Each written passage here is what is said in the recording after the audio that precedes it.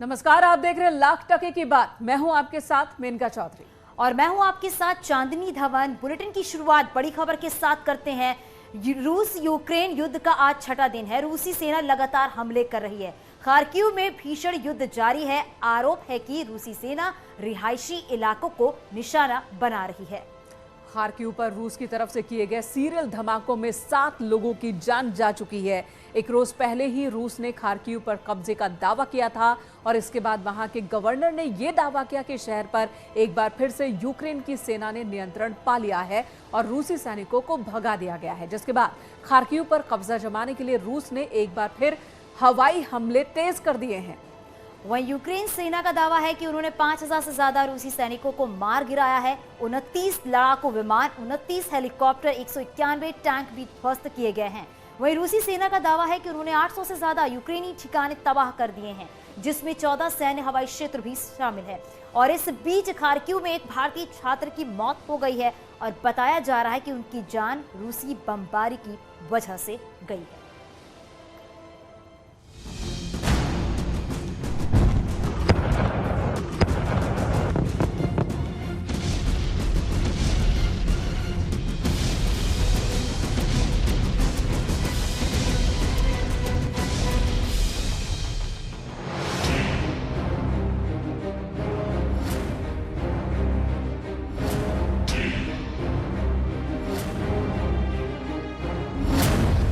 Ukraine में रूसी हमले का छठा दिन और ये युद्ध अब भीषण हो चुका है, जिसकी गवाही ये खौफनाक तस्वीरें दे रही हैं।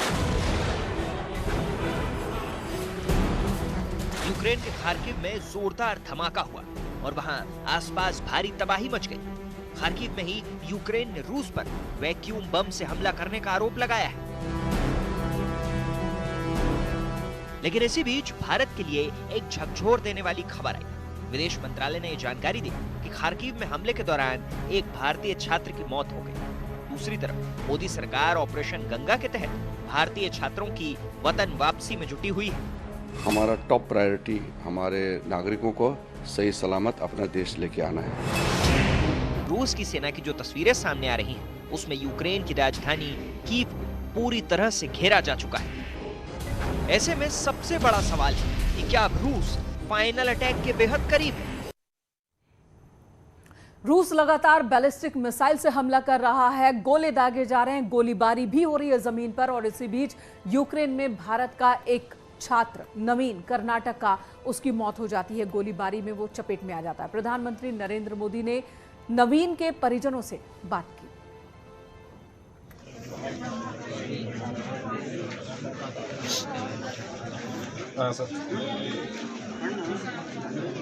प्रणाम सर।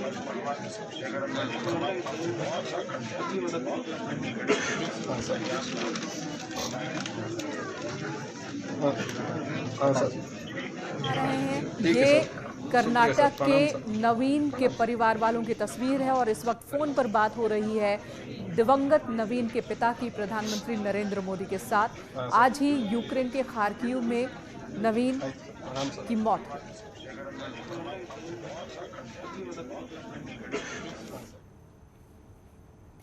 और अब बात यूपी की राजनीति की कर लेते हैं। तो पीएम मोदी 3 दिन वाराणसी प्रवास कर सकते हैं। 3 मार्च को पीएम के काशी आने की खबर है। सबसे पहले 3 मार्च को चंदौली में हो सकती है सभा। 3 मार्च को काशी में रात्रि विश्राम भी करेंगे पीएम मोदी। 4 मार्च को बनारस में पीएम मोदी का रोड शो होगा। 4 मार्च को बनारस और जौनपुर बॉर्डर पर हो सकती है पीएम मोदी की जनसभाएं। 5 मार्च को राजा तालाब के खजूरी में रैली हो सकती है।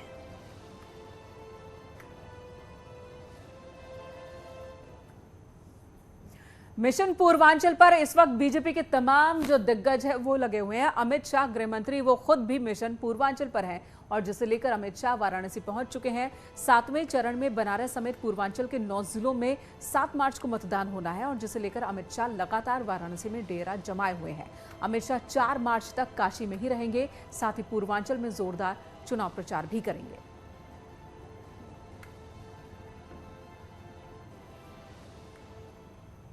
तो वहीं बात सीएम योगी आदित्यनाथ की करते हैं। सीएम योगी आदित्यनाथ ने विपक्ष पर जमकर निशाना साधा है। समाजवादी पार्टी पर दंगा कराने का आरोप लगाया है, तो बिजली को लेकर भी तंज कसा। बिजली आती थी क्या? आज आ रही है। खुश हैं? पहले आती नहीं थी, अब जाती नहीं है। ये होता है ना। पहले बिजली की भी जाती और मचा हुआ करता था। होली और दीपावली को बिजली नहीं आती थी, लेकिन भाइयों बहनों ईद और मुहर्रम में बिजली जरूर आती थी। इधर रक्षा मंत्री राजनाथ सिंह ने भी 2 जगहों पर जनसभा को संबोधित किया। भारतीय जनता पार्टी के विजन को जनता के सामने रखा। प्रभावी सांसद रहे हैं, सब लोग यहां मौजूद हैं। बहनों भाइयों, सबसे बड़ी पूंजी होती है मनुष्य की भरोसा और विश्वास। इतना मैं आपको यकीन दिलाता हूं, किसी भी सूरत में आपके भरोसे और विश्वास को यह भारतीय जनता पार्टी टूटने नहीं देगी। भारतीय जनता पार्टी की विशेषता देखिए, हमने मर्यादाओं का कहीं पर भी अतिक्रमण नहीं किया है। हमने किसी मुस्लिम समाज के लोगों का उत्पीड़न करके दबाकर राम मंदिर बनवाया हो, ऐसा नहीं है।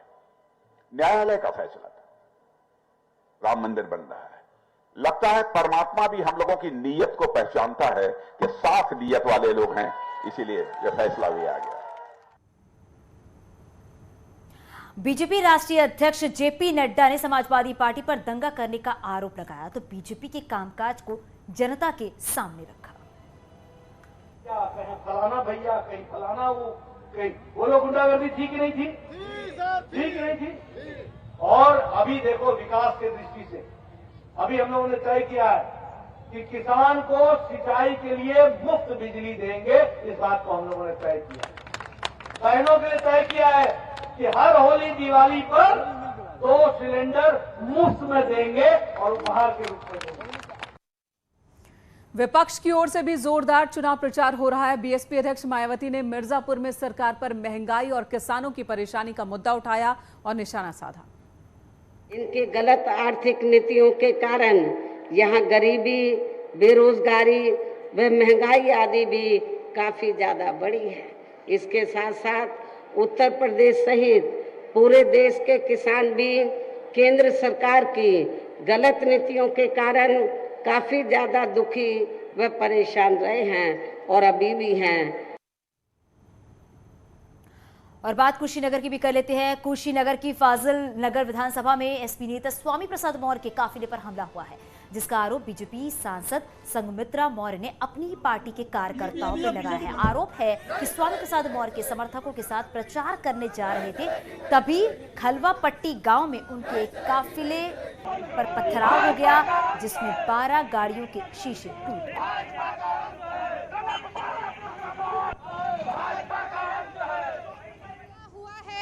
ये पिताजी नहीं कह रहे हैं, ये सड़क पर दिखाई दे रहा है।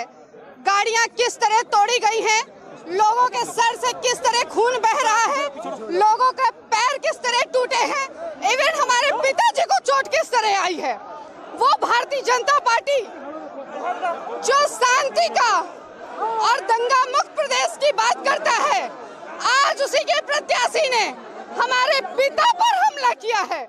समाजवादी पार्टी का रोड शो हो रहा था, चुनावी रोड शो हो रहा था, जिसमें एक सुनियोजित साजिश के तहत भारतीय जनता पार्टी के लोग लाठी, डंडा, हथियार और पत्थर के गिट्टी से व्यवस्थित होकर के सामूहिक रूप से हमला बोले, जिसमें मेरी गाड़ी भी बुरी तरह से टूट गई है। मेरे ड्राइवर का कान फट के थोड़ा उसका टुकड़ा निकल गया है।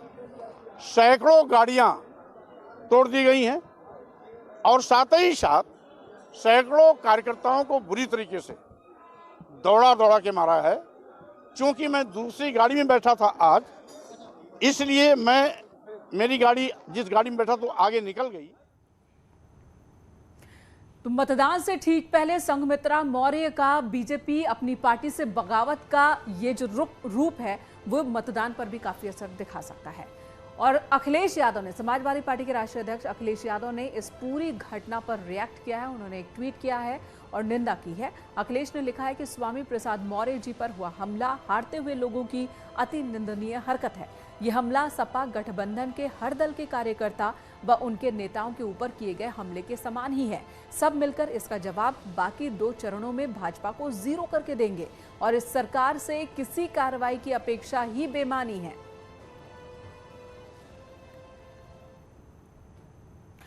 और लखनऊ की बात करें तो लखनऊ के रमाबाई मैदान में समाजवादी पार्टी के कार्यकर्ताओं ने जमकर हंगामा किया। एसपी कार्यकर्ताओं ने गाड़ी को अंदर जाने से रोक दिया। गाड़ी में सिटी मजिस्ट्रेट लिखा हुआ था और इसके बावजूद एसपी कार्यकर्ताओं ने गाड़ी को रोक दिया। रमाबाई अंबेडकर मैदान में स्ट्रांग रूम बनाया गया है जहां ईवीएम रखी हुई है। एसपी कार्यकर्ताओं ने आरोप लगाया कि गाड़ी में बैठे लोग ईवीएम से छेड़छाड़ करने के इरादे से आए थे। और समाजवादी पार्टी कार्यकर्ताओं ने यह भी आरोप लगाया कि गाड़ी के अंदर हथौड़ा और प्लास भी मिला। हथौड़ी थी और ताले थे और सील थी। इसका मतलब था कि ये पूरी साजिश थी कि वहाँ ताले तोड़ करके छेनी से हथौड़ी से और ताले लगा के नए वहाँ अंदर किसी को एंट्री करानी थी। और जो लोग साथ में उस गाड़ी में और लोग थे वो उसमें से भाग गए जो उस गाड़ी में से थे।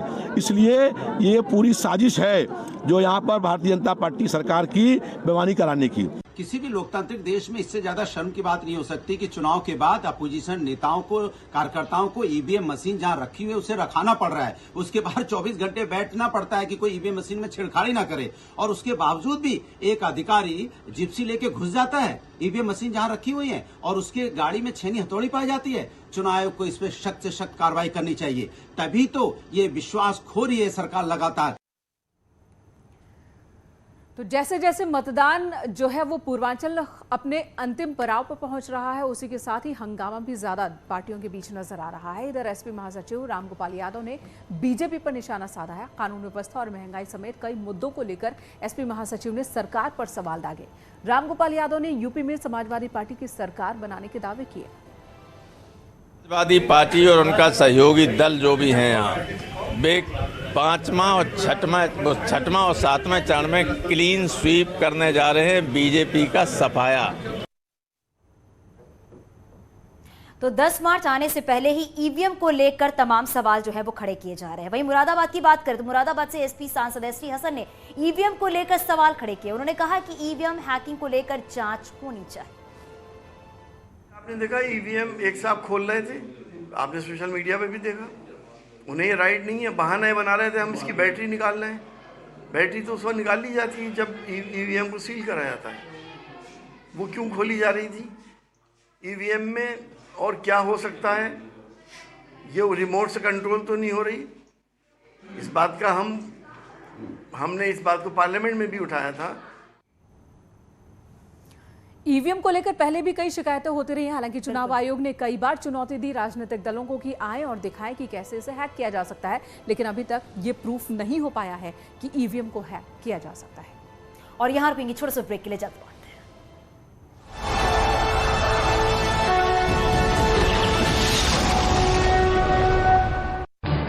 इस न्यूज हेडलाइंस के प्रायोजक पेट सफा आयुर्वेदिक जूस।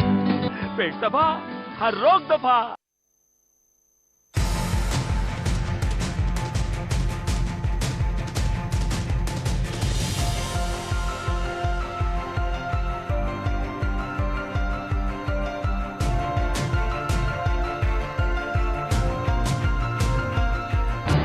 इस न्यूज हेडलाइंस के प्रायोजक पेट सफा आयुर्वेदिक जूस। पेट सफा, हर रोग दफा। और बीजेपी के लिए डोर टू डोर प्रचार किया। न्यूज 18 के साथ खास बातचीत भी की।